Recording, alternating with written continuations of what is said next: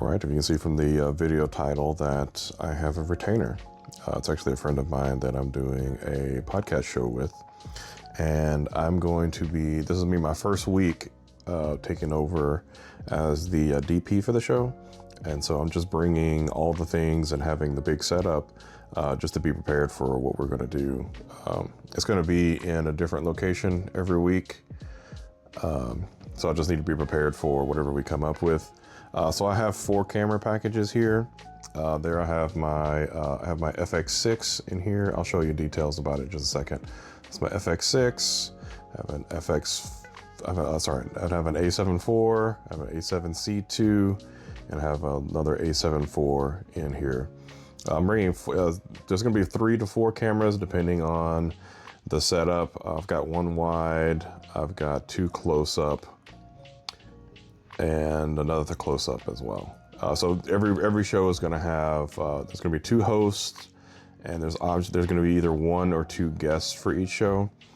So I'm set up for most of the shows are going to have a single guest, and I'll have the 4 cameras here.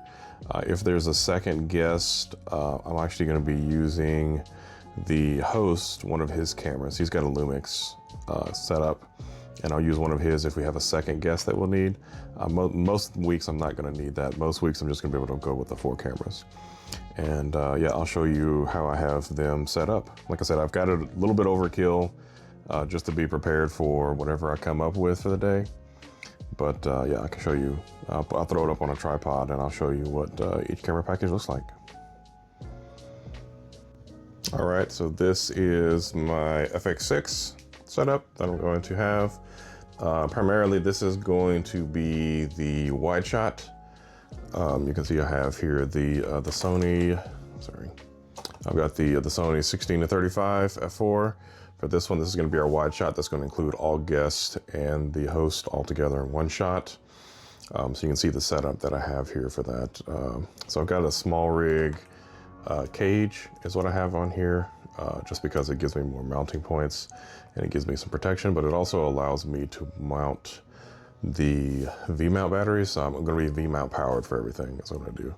And so I kind of like this small rig cage because it allows me to move the V-mount up and down like this so I can get access to the battery. So I'm running the NP battery, the built-in battery for Sony. And then you can see here that I have I've got a Condor Blue adapter, so I can use the DC port for DTAP, just so I can have, like I said, I can run it off a V-mount, but then also I can also hot swap V-mount batteries because I'm using the internal Sony battery as well, just in case. The shots aren't gonna last longer than probably an hour or so, but I kind of like this setup that I have here. And then you can see here that I modded the microphone mount with the 2 lyre. And actually I 3D printed this bracket. You can see I have a 3D printer back there. I 3D printed this bracket and I bought the 2 mounts here just so I can get better sound isolation for this. And just a right angle cable there. And then you can see here I just have it mounted on the VCT plate, just because I have the mounting points already done in this, and so I just put this all together on the tripod here. So that's my FX6 setup. All right, next I have one of my A7 IV packages here. If you'll notice a common theme that I have, like the Cineback style setup for this. The reason I went with that for the two A7 IVs and the A7C2 is just for V-mount power. It just makes it convenient for me to use the DTAPs setup here with V-mounts, and then I can hot swap the V-mount batteries if I need to, because I'm still running on the internal battery on the cameras as well. And I don't do dummy batteries. I always use the Sony batteries just inside of it, more for backup, but just for safety as well, just to make sure that I have no power interruptions or anything like that. So the V-mount battery will charge the battery while it's running. And then I just have a Shinobi monitor here. I'm gonna need to monitor all 4 cameras, kind of added a little distance while I'm monitoring the audio. So I have that. And then I also have a fan set up in here. I don't know if you can kind of see that, but I do have a fan that's installed there, just for cooling. I definitely don't want any overheating for sure. And then just have a little Rode microphone here. So I just have, I gotta swap this the other way. So I just have this here. I'm not doing time code just because it's gonna be one big take for each week. Just, you know, one big take that's roughly like, you know, 45 minutes to an hour. So I don't need to do time code for everything. So I'm just gonna make sure I get some good scratch audio just so I can sync it up in post there. And then on this camera, I have the 50mm f1.4 Sigma. So I'm just bringing all my Sigma lenses. So I'll adjust them as needed depending on the space and how much space that we have for the shoot. I may need to adjust and change out those cameras there. And then these are just Condor Blue D-Tap to USB-C. I have one of the USB-Cs going into the camera for charging, and the other one going to that fan that's inside of there as well. All right, here is my other A7 IV setup. This one I have the FX3's XLR handle.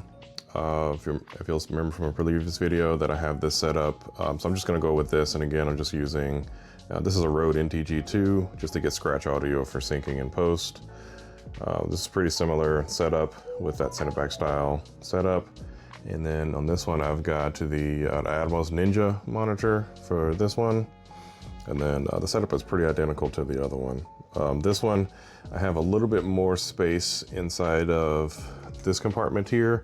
So the fans also have a battery as well. This is the battery here. This is the actual fan. I'm able to fit both of them together with this mount. So I'm just having the USB-C cable going right into the battery. So it charges the battery for the fan as the fan's running. And again, same thing, the other USB-C cable is going into the camera as well.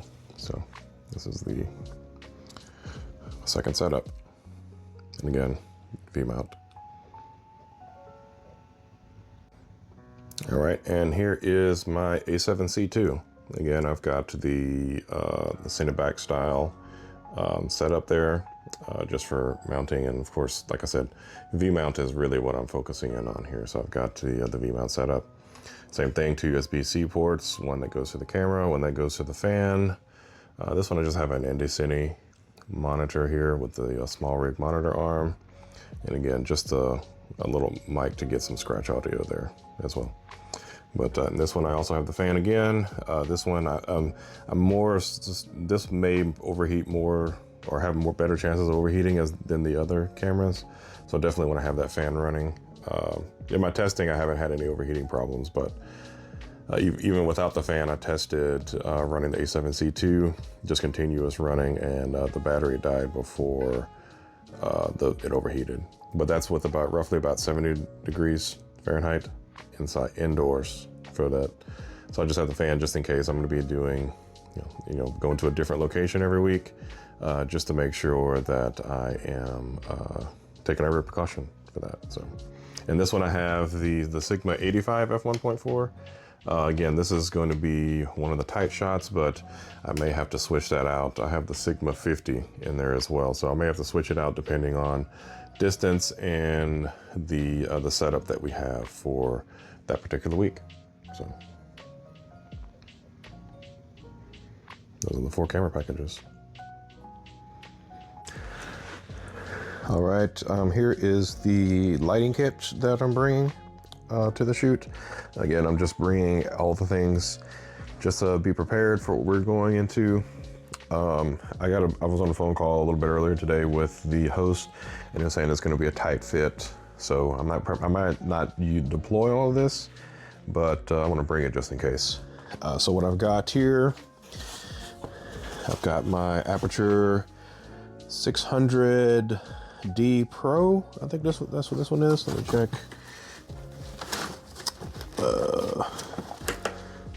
Yeah, so I've got the 600D Pro, and I've got the regular 600D. I got the Pro that was on a recent sale, and I've already had the 600D, the normal version. So the 600D, 600D Pro. Here are the ballasts for them. 600D, 600D Pro, 2 ballast. as well as cables and such. And then I'm also bringing the Amaran 25Cs, A725C. This is more just like some ambient lighting, like just in case there's like a shelf or something we want to showcase inside of the venue. I've got 2 of those, and then I'm also going to bring my 2 Amaran 60Xs here as well. So that's for that lighting kit. And then I'm also bringing, let me grab this, my Amaran PT2cs as well. I've got a couple of them, and then the rest of the kit's underneath here. And yeah, so I've gone all in with Aputure and Amaran. It makes it really convenient because I can use the Sidus Link app to control everything. I can control those Amaran P25Cs, the Amaran PT2Cs, both of the 600Ds, Aputure 600Ds, and the 260Xs. I can control them all from the same app. So that's really convenient for me to, like, especially if I've got something boomed over, which I most likely will have to boom overhead lights, or just boom lights over where the location is that we're going to be shooting, and I'll be able to use the same app. It's really convenient, really easy, so I don't have to keep taking the light down and putting it back up. And yeah, that's really cool. So that's my lighting, and then I'll also show you guys the accessories that I want to bring, like basically the stands and such. All right, and here's what I have all packed in the back of my truck. Got my per-aim cart, and I've got all the accessories inside of it. Mounting accessories, stingers, those sorts of things on the side of there. Got sandbags for safety, especially since we're going to be booming. Like I said, I talked to the host, and we've got a tight space that we're going to be setting up in, so I'm probably going to have to boom, and I need sandbags for safety. I've got 2 of these Godox 40 inches by 60 inches 5-in-1 reflectors. Probably need to do some negative fill, and I'll be able to use the black side for these. That's what I'm thinking. I've got 2 of those, and then I've got a smaller 5-in-1, 60 centimeters by 90 centimeters, just in case I need that. I've got my tennis ball bag. I'm probably not gonna need tennis balls because it is like a bar with like concrete floors and such. I'm probably not gonna need them, but I'll bring them anyway, just in case. Got a pack of A-clamps here as well, just in case I need them. And I'll have this hanging off of one of the hooks on my cart for easy access. I've got my 6C stands in here, the 6 feet, and I've got the gobo arms. I've got it all the way, got them all back there. I don't think I'm gonna need them, but I brought them just in case. And of course, I do also have the 2 boom arms that I'll be able to put my C stands on. I was able to get all 4 of my tripods. I was able to get 2 in here and 2 in here. So I've got those Coleman and Small Rig. They're actually very similar. They're really interchangeable tripods. So I'm gonna need them for 4 cameras. And then I've also have the Manny Ortiz Beauty Dish in here, just in case I need some extra diffusion, or if I need to, or actually less diffusion, just because it doesn't have the front diffuser, just in case I need that as well. And yeah, that's all the accessories here. And then I've shown you the cart and my lighting. So yeah, I'm bringing everything, and we'll see exactly what we need. We're gonna get this dialed in. I'm gonna have an hour setup time, so they scheduled me plenty of time to do this. So we'll see what results we get, and I'll streamline this process. All right, here is the completed setup. This is the 4 cameras that I have set up for this shot. You can kind of see there on the screen what I'm looking at. This is the FX6 with the 16-35. This is my wide shot. This is the complete setup I have for that. This is the guest cam. This is the A7C2. Same thing with the V-mount battery and the whole camera setup. You can see I have the monitor facing me just so I can see what it looks like. Then I'm going to go over here to one of the A7 IVs. This is one of the host cameras. This is actually for the setup. You can see right there I'm aiming at them at the 24-70. And then here is the other host cam. I have this on the Sigma 35. And that one I just have it cropped into APS-C mode just to kind of get my tight shot on the other host that's on the side there. So really great setup. I didn't use anywhere near as much stuff that I thought I would, bringing everything.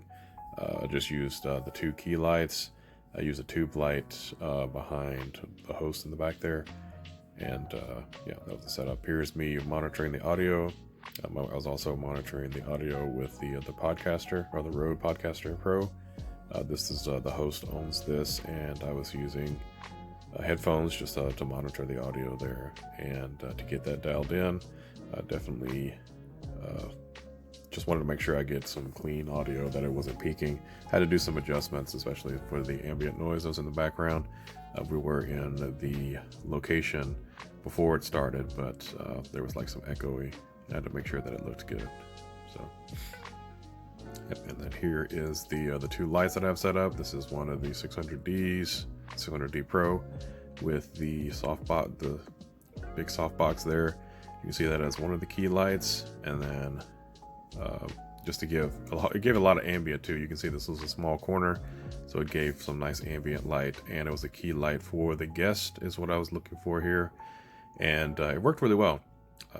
I was concerned about the lights reflecting off of the background, but that actually worked out really nicely because it gave a nice little hair light. I wasn't able to get lights behind there, so that worked out well, and I was really glad how that turned out. I didn't have to boom any lights over or anything like that. So, and then here's the other key light. This is for the other two hosts, and yeah, that was the setup for the shoot.